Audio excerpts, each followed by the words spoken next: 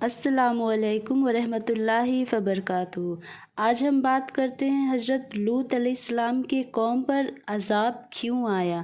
تو دیکھیے، حضرت لوط علیہ السلام کے قوم پر عذاب ان کی خود کی حرکتوں کی وجہ سے آیا، ان کی بری اور گندی حرکتوں کی وجہ سے۔ دیکھیے، لوط علیہ السلام ابراہیم علیہ السلام کے بھانجے تھے۔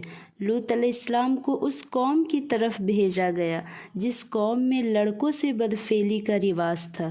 جب لوط علیہ السلام نے اس قوم کی طرف گئے تو لوط علیہ السلام کی دعوت کو اللہ نے مختلف مقامات پر مختلف الفاظ کے ساتھ نقل کیا ہے۔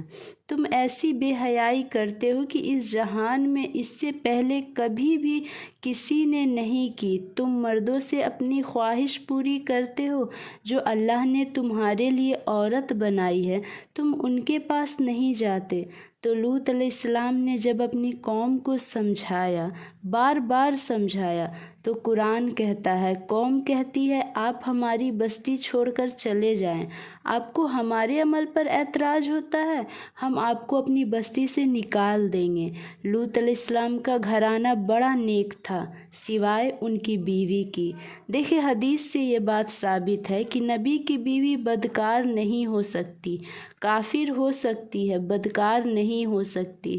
اس لیے نہیں ہو سکتی کہ اس سے پیغمبروں کے نسب خراب ہو جاتے ہیں، تو اللہ پیغمبروں کو ایسی بیوی نہیں دیتے جو زنا کر لے۔ تو لوط علیہ السلام کی بیوی میں برائی تو یہ تھی کہ وہ زنا تو نہیں کرتی تھی، مگر وہ لوگوں کو پتہ بتایا کرتی تھی کہ فلانا جگہ علاقے میں خوبصورت لڑکا ہے۔ اور لوط علیہ السلام کے جتنے اہل و عیال تھے سب لوط علیہ السلام کو مانتے تھے۔ اللہ نے ان کے اہل و عیال کو ان برائیوں سے بچایا ہوا تھا، لیکن لوط علیہ السلام کی بیوی آپ کی بیوی ہو کر لڑکوں کو پتہ بتایا کرتی تھی۔ اللہ نے لوط علیہ السلام کو بتا دیا کہ جب عذاب آئے گا تو آپ کے پورے خاندان کو بچاؤں گا، پر آپ کی بیوی کو نہیں بچاؤں گا۔ قرآن کہتا ہے کہ اللہ تعالیٰ نے خوبصورت لڑکے بھیجے، یعنی فرشتے بھیجے خوبصورت لڑکوں کے شکل میں۔ وہ پہلے حضرت ابراہیم علیہ السلام کے پاس آئے۔ حضرت ابراہیم علیہ السلام نے انہیں پہچاننے سے انکار کر دیا۔ ابھی وہ آ کر بیٹھے ہی ہے کہ قرآن کہتا ہے کہ اچانک بھونا ہوا بچڑا ان کے سامنے لا کر رکھ دیا۔ ابراہیم علیہ السلام نے جب دیکھا کہ ان کے ہاتھ اس کے طرف نہیں بڑھ رہے ہیں تو اب ابراہیم علیہ السلام خوف زدہ ہوئے کہ یہ دشمن تو نہیں، یہ بالکل ہاتھ نہیں بڑھا رہے ہیں۔ اس لیے کہ اس زمانے میں دستور تھا، جو جس گھر میں کھانا کھا لیا کرتا تھا پھر وہاں سے دشمنی نہیں کرتا تھا۔ دشمن کبھی کھانا نہیں کھاتا۔ وہ کہتے ہیں کہ یار جس پلیٹ میں ہم کھانا کھائیں اسی میں چھید کرے، یہ کیسے ہو سکتا ہے؟ تو ابراہیم علیہ السلام ڈر گئے کہ کہیں مجھے نقصان نہ پہنچا دے، تو کہنے لگے گھبرائیے مت، ہم اللہ کے بھیجے ہوئے فرشتے ہیں، ہمارے لیے یہ بچھڑا اور پتھر برابر ہے، ہمیں رغبت ہی نہیں اس کی۔ تو پوچھے کیوں آئے ہو؟ تو کہے ہم فرشتے ہیں، انسانی شکل میں آئے ہیں آپ کو خوشخبری دینے کے لیے۔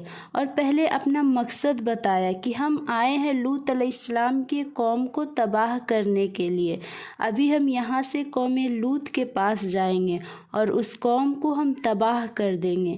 اللہ فرماتے ہیں ابراہیم علیہ السلام جھگڑنے لگے۔ کس سے جھگڑنے لگے؟ اللہ سے۔ اصل جھگڑ نہیں رہے تھے، وہ بار بار کہہ رہے تھے اللہ سے کہ کسی طرح یہ قوم بچ جائے۔ اتنا اللہ سے کہے کہ اللہ نے اس عمل کو جھگڑنے سے تعبیر کیا ہے۔ ابراہیم علیہ السلام چاہتے تھے کہ کسی بھی طرح یہ قوم بچ جائے، کیونکہ اس میں قوم لوط بھی ہے اور اس میں ان کے اہل و عیال بھی۔ اللہ نے فرمایا کہ ہمیں پتہ ہے کون ہے اور کسے بچانا ہے، آپ اس کی فکر نہ کریں۔ اللہ فرماتے ہیں ابراہیم بہت نرم دل اور بہت زیادہ برداشت کرنے والے تھے۔ وہ چاہ رہے تھے کہ قوم تباہ نہ ہو۔ پھر بشارت دی گئی ان کو، ہم آپ کو بھی خوشخبری دینے آئے ہیں۔ فرشتے نے ابراہیم علیہ السلام کو بشارت دیا کہ اللہ آپ کو اولاد دے گا، اولاد کون ہوں گے؟ حضرت اسحاق علیہ السلام، اور اسحاق علیہ السلام کے اولاد کون ہیں؟ حضرت یعقوب علیہ السلام۔ اب جو ابراہیم علیہ السلام کو خوشخبری سنائی گئی تو ان کی جو زوجہ تھی حضرت سارہ، جو ان کی پہلی بیوی تھی، وہ بوڑھی ہو چکی تھی۔ وہ دروازے کے کنارے کھڑی ہوئی تھی تو انہوں نے اپنے ماتھے پر ہاتھ رکھ کر کہا، ہائے تیری بدبختی، تیرا ناس ہو۔ اس نے فرشتوں سے کہا، کیسی باتیں کر رہا ہے، میں بچہ جنوں گی، میں بالکل بوڑھی ہو گئی، اور یہ والا میرا میاں؟ حضرت ابراہیم علیہ السلام کی طرف ہاتھ دکھا کر کہا کہ یہ والا میرا میاں جو بوڑھا ہو چکا ہے، کیسی باتیں کر رہے ہو؟ تو ترنت فرشتوں نے کہا، تمہیں اللہ کے فیصلے پر اعتراض ہو رہا ہے، تعجب ہو رہا ہے کہ اے گھر والوں، تم پر اللہ کی رحمتیں اور بہت ساری برکتیں ہیں، تم عام لوگوں کی طرح نہیں ہو، تم نے توحید کے لیے قربانیاں دی، تم نے ہجرت کی، تمہارے اعمال ایسے ہیں کہ تمہارے لیے ایسا ہو جانا اچنبھے کی بات نہیں۔ تو پھر وہ فرشتے یہ خوشخبری دے دی۔ ابراہیم علیہ السلام نے اللہ سے کہا کہ اس قوم کو ہلاک کیوں کر رہے ہیں؟ تو اللہ نے فرمایا، اے ابراہیم، اس بات کو چھوڑ دے، تیرے رب کا فیصلہ ہو چکا ہے، اللہ اس قوم کو تباہ کرے گا، لازمی تباہ کرے گا۔ پھر وہ فرشتے سفر کر کے لوط علیہ السلام کے یہاں چلے گئے۔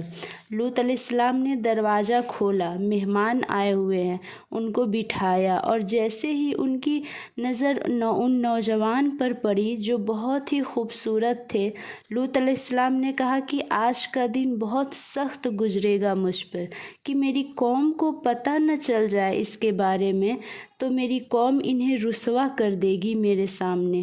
تو بہت پریشان ہو کر کہے کہ بڑا سخت دن ہے آج جو مجھ پر آیا ہے۔ قرآن کہتا ہے جو شہر کے لوگ تھے وہ خوشیاں مناتے ہوئے آ گئے اور لوط علیہ السلام کے گھر کا گھیراؤ کر لیا۔ اب لوط علیہ السلام پریشان ہو گئے، لوگ آئے تو لوط علیہ السلام نے کہا، یہ میرے مہمان ہیں، مجھے ان کے سامنے رسوا نہ کرو، کیونکہ ان کی رسوائی میری رسوائی ہے۔ لوط علیہ السلام نے کہا، یہ میری بیٹیاں ہیں، ان سے نکاح کرو تم۔ علماء کہتے ہیں کہ وہ سگی بھی ہو سکتی ہے اور وہ امت کی قوم کی بیٹیاں بھی ہو سکتی ہیں، کیونکہ پیغمبر جو ہوتے ہیں وہ روحانی باپ ہوتے ہیں، تو قوم کی بیٹیاں بھی ہو سکتی ہے۔ تو وہ جواب میں کہنے لگے کہ آپ کو پتہ نہیں، ہمیں عورت سے رغبت نہیں، کیوں مشورے دے رہے ہیں؟ آپ کو پہلے خیال کرنا چاہیے تھا۔ آپ کو جب ہماری عادتوں کا پتہ ہے، یہ بات پہلے سوچ لینی چاہیے تھی کہ آپ ایسے لوگوں کو گھر میں داخل ہی نہیں کرنا چاہیے تھا۔ آپ اتنے خوبصورت نوجوان لڑکے، آپ نے انہیں گھر میں داخل کیوں کیا؟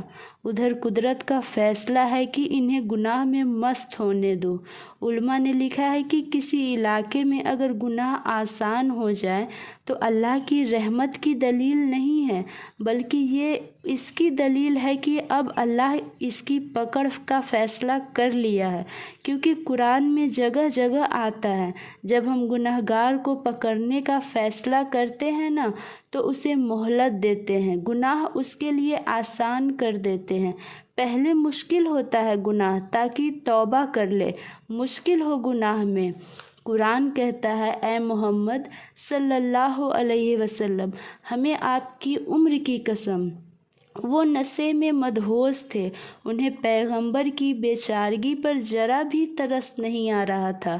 اور ادھر لوط علیہ السلام کہہ رہے تھے، کاش میری بازوؤں میں طاقت ہوتی، میرا کوئی مضبوط قبیلہ ہوتا، میں آج تم سے انتقام لیتا، میں کمزور ہوں، میں کچھ نہیں کر پا رہا ہوں۔ جب اللہ نے لوط علیہ السلام کی یہ حالت دیکھی تو پھر فرشتوں کو اجازت دی کہ اپنا راز فاش کر دو۔ فرشتے نے کہا اے لوط ہم تیرے رب کے بھیجے ہوئے فرشتے ہیں، ہم نوجوان لڑکے نہیں ہیں، یہ ہرگز تیری طرف نہیں پہنچ سکتے۔ اللہ نے ہمیں بہت طاقت دی ہے، یہ تو ہم اس روپ میں آئے ہیں کہ ہماری طاقت کا اندازہ نہیں ہو رہا۔ ہمیں یہ طاقت اللہ نے دی ہے کہ ہم اس زمین کو ایک ہاتھ سے اٹھا کر الٹا دے کر پلٹ دے۔ اب کیا کرنا ہے؟ تو کہا کہ رات کے تھوڑے حصے میں آپ اپنے اہل و عیال کو لے کر نکل جائیں، اللہ ان کی آنکھیں اندھی کر دے گا، آپ کو باہر نکلتے یہ لوگ نہیں دیکھ پائیں گے، یہ اسی طرح خوشیاں منا رہے ہوں گے اور آپ گھر سے باہر ہوں گے، گھر میں صرف ہم لوگ ہوں گے۔ فرشتوں نے کہا جیسے صبح صادق ہوگا ان پر عذاب بن کر آئے گی اور قیامت کا پیغام لے کر آئے گی۔ لوط علیہ السلام اتنے پریشان ہو گئے تھے کہ وہ سوچے صبح میں تو ابھی زیادہ وقت ہے، اس سے پہلے یہ کچھ کر نہ لے۔ تو فرشتوں نے کہا ان سے جو اللہ نے وعدہ کیا ہے عذاب کا وہ صبح کیا ہے، کیا صبح قریب نہیں ہے؟ آپ جھانک کر دیکھیں، صبح صادق کا وقت آنے والا ہے۔ اور ہاں آپ اپنی قوم سے کہہ دے کہ پیچھے مڑ کے نہیں دیکھنا، آپ گھر سے نکل کر بھاگے پر پیچھے مڑ کے نہیں دیکھنا ہے کہ عذاب آ رہا ہے کہ نہیں آ رہا ہے، اللہ کے عذاب کو اپنی آنکھوں سے نہیں دیکھنا ہے۔ اور پھر بتا دیا کہ اب آپ کی بیوی بھی آپ کے ساتھ جائے گی پر وہ پیچھے مڑ کے دیکھے گی کیونکہ اس کو شبہ ہے، شک ہے کہ پتہ نہیں آ رہا ہے کہ نہیں آ رہا ہے۔ جو ایمان والے ہوں گے وہ پیغمبر کی باتوں پر یقین کر لیں گے کہ پیغمبر بول دیے کہ عذاب آئے گا تو عذاب آئے گا، ایمان رکھے۔ لیکن جس کے دل میں شک ہوگا وہ کہیں گے ایک دفعہ تھوڑا سا گردن گھما کے دیکھ لو کہ ایسے ہی تو نہیں بھاگ رہے بنا وجہ، وہ بیوی ہے ساتھ تو رہے گی، وہ اس وجہ سے نکلے گی کہ جہاں شوہر ہے وہ ساتھ رہے گی، اور وہ پھر پیچھے مڑ کے دیکھے گی کہ عذاب آ رہا ہے کہ نہیں۔ اور جیسے ہی پیچھے مڑ کر دیکھی ایک پتھر اس کے بھی سر پر آ کر لگا اور وہ بھی وہیں پر ہلاک ہو گئی۔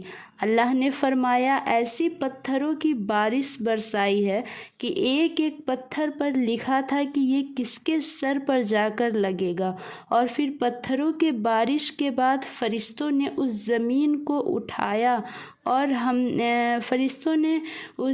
کو اٹھایا اور زمین کے اوپر کے حصے کو نیچے کر دیا، ایسا زلزلہ آیا کہ سب ہلاک ہو گئے۔ اور پھر اللہ نے قرآن میں فرمایا کہ جب تم تجارتی سفر کے لیے شام اور دوسرے علاقوں کے لیے جاتے ہو تو لوط علیہ السلام کی بستی کے کھنڈرات آج بھی تمہارے قریب سے گزرتی ہے، آج تک اس کھنڈرات کے نشانات میں نے باقی رکھا ہے۔ اور لوط علیہ السلام کے قوم سے کہتے تھے کہ لوط علیہ السلام اپنی قوم سے کہتے تھے کہ تم جو گندا عمل کر رہے ہو گواہ رہنا میں اس عمل پر خوش نہیں ہوں۔ اس سے پتہ چلتا ہے کہ جب آپ برائی دیکھیں اور اسے روک نہیں سکے تو کم سے کم بارات کا اعلان کر دینا چاہیے کہ میں اس عمل کو پسند نہیں کرتا ہوں۔ جزاک اللہ خیر۔